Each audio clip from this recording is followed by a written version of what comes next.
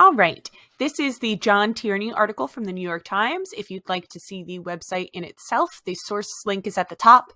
There is also an accompanying video of John Tierney being interviewed by David Corcoran, who's a writer for the Science Times section of the New York Times.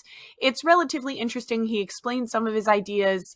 So that link is also on this worksheet if you're interested in it. What is nostalgia good for? Quite a bit, research shows. It was first thought to be a neurological disease of essentially demonic cause, but it turns out that nostalgia is good for your brain, and there's science to prove it. By John Tierney, July 8th, 2013. Southampton, England. Not long after moving to the University of Southampton, Konstantin Siddiquides had lunch with a colleague in the psychology department and described some unusual symptoms he'd been feeling. A few times a week, he was suddenly hit with nostalgia for his previous home at the University of North Carolina. Memories of old friends, Tar Heel basketball games, fried okra, the sweet smells of autumn in Chapel Hill. His colleague, a clinical psychologist, made an immediate diagnosis. He must be depressed. Why else live in the past? Nostalgia had been considered a disorder ever since the term was coined by a 17th century Swiss physician who attributed soldiers' mental and physical maladies to their longing to return home, nostos in Greek, and the accompanying pain, algos. But Dr. Siddiquides didn't want to return to any home, not to Chapel Hill, not to his native Greece, and he insisted to his lunch companion that he wasn't in pain.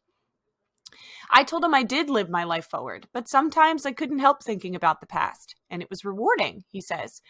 Nostalgia made me feel that my life had roots and continuity. It made me feel good about myself and my relationships. It provided a texture to my life and gave me strength to move forward.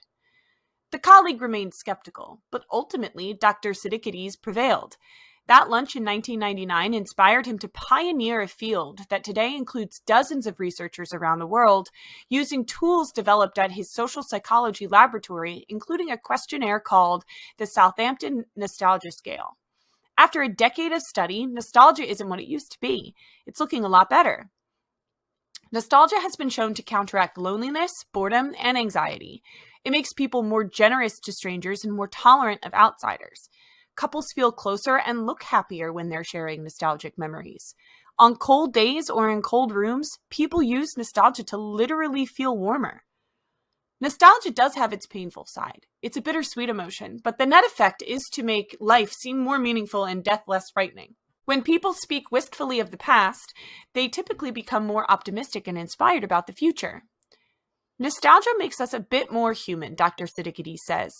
He considers the first great nostalgist to be Odysseus, an itinerant who used memories of his family and home to get through hard times.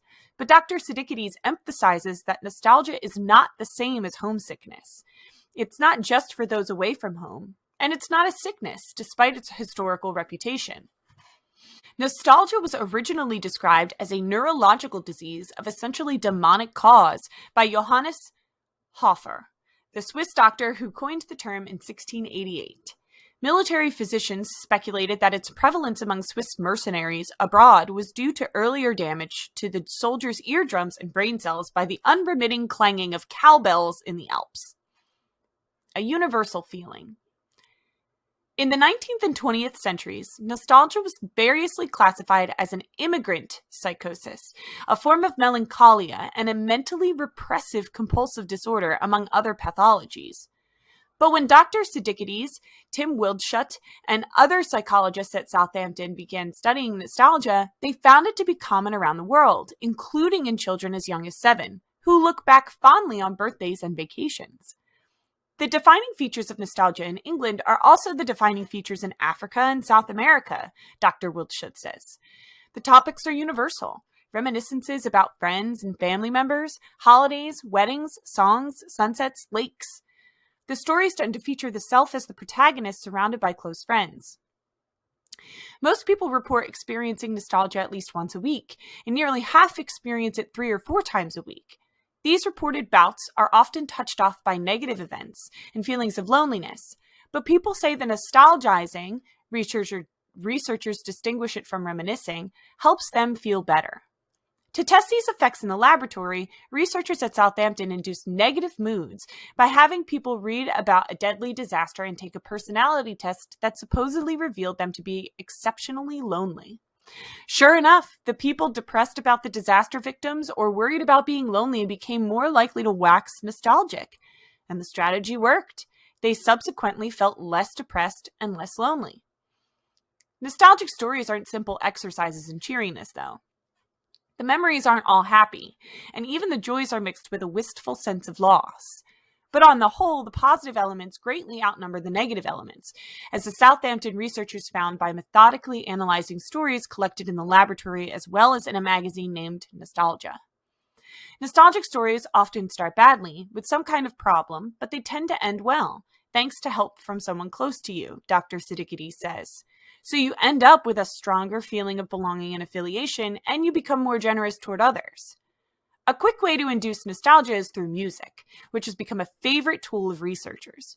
In an experiment in the Netherlands, ADJJM Vingerhoots of Tilburg University and colleagues found that listening to songs made people feel not only nostalgic, but also warmer physically. That warm glow was investigated in southern China by Xinyu Zhou of Sun Yat-sen University. By tracking students over the course of a month, she and colleagues found that feelings of nostalgia were more common on cold days. The researchers also found that people in a cool room, 68 degrees Fahrenheit, were more likely to nostalgize than people in warmer rooms. Not everyone in the cool room turned nostalgic during the experiment, but the ones who did reported feeling warmer. That mind-body link, Dr. Wildschut says, means that nostalgia might have had evolutionary value to our ancestors long before Odysseus.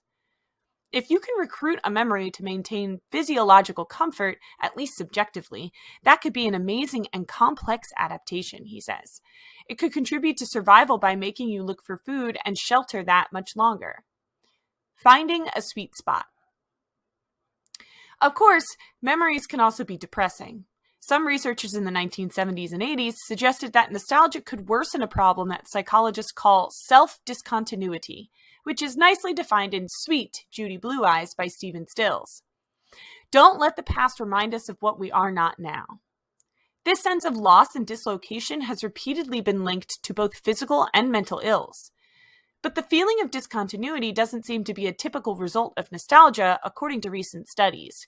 In fact, people tend to have a healthier sense of self-continuity if they nostalgize more frequently, as measured on the scale developed at Southampton. To understand why these memories seem reassuring, Clay Routledge of North Dakota State University and other psychologists conducted a series of experiments with English, Dutch, and American adults. First, the experimenters induced nostalgia by playing hit songs from the past for some people and letting them read lyrics to their favorite songs. Afterward, these people were more likely than a control group to say that they felt loved and that life is worth living. Then the researchers tested the effect in the other direction by trying to induce existential angst. They subjected some people to an essay by a supposed Oxford philosopher who wrote that life is meaningless because any single person's contribution to the world is paltry, pathetic, and pointless. Readers of the essay became more likely to nostalgize, presumably to ward off the Sartrean despair. Moreover, when some people were induced to nostalgia before reading the bleak essay, they were less likely to be convinced by it. The brief stroll down memory lane apparently made life seem worthwhile, at least to the English students in that experiment. Whether it would work with gloomy French intellectuals remains to be determined. Nostalgia serves a crucial existential function, Dr. Routledge says. It brings to mind cherished experiences that assure us we are valued people who have meaningful lives. Some of our research shows that people who regularly engage in nostalgia are better at coping with concerns about death. Feeding the memory bank. The usefulness of nostalgia seems to vary with age, according to Erica Hepper, a psychologist at the University of Surrey in England. She and her colleagues have found that nostalgia levels tend to be high among young adults, then dip in middle age and rise again during old age. Nostalgia helps us deal with transitions, Dr. Hepper says. The young adults are just moving away from home and or starting their first jobs, so they fall back on memories of family Christmases, pets, and friends in school. Dr. Siddiquides, now 54, still enjoys nostalgizing about Chapel Hill, although his range has expanded greatly over the past decade. He says that the years of research have inspired strategies for increasing nostalgia in his own life. One is to create more moments that will be memorable. I don't miss an opportunity to build nostalgic to be memories, he says. We call this anticipatory nostalgia and have even started a line of relevant research. Another strategy is to draw on his nostalgic repository when he needs a psychological lift or some extra motivation. At such moments, he tries to focus on the memories and savor them without comparing them with anything else. Many other people, he explains, have defined nostalgia as comparing the past with the present and saying implicitly that the past was better. Those were the days. But that may not be the best way for most people to nostalgize. The comparison will not benefit, say, the elderly in a nursing home who don't see their future as bright. But if they focus on the past in an existential way, what has my life meant, then they can potentially benefit. This comparison-free nostalgizing is being taught to first-year college students as part of a study testing its value for people in difficult situations. Other experiments are using the same technique in people in nursing homes, women recovering from cancer surgery, and prison inmates. Is there anyone who shouldn't be indulging in nostalgia? People who are leery of intimate relationships, avoidant in psychological jargon, seem to reap relatively small benefits from nostalgia compared to people who crave closeness. And there are undoubtedly neurotics who overdo it.